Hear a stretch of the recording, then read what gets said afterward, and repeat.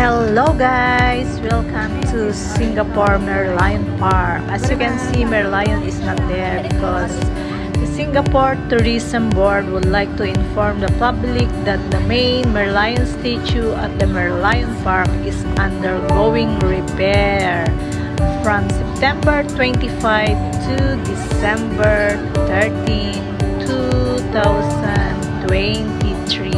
So we cannot take photo from the Merlion, but we can take photo from the view of the Marina Sky Park.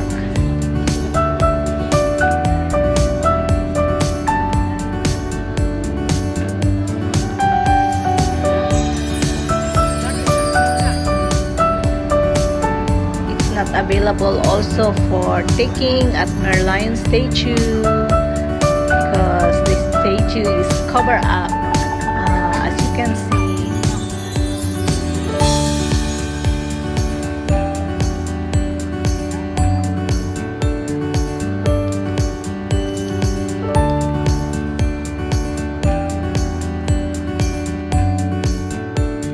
Thank you for watching.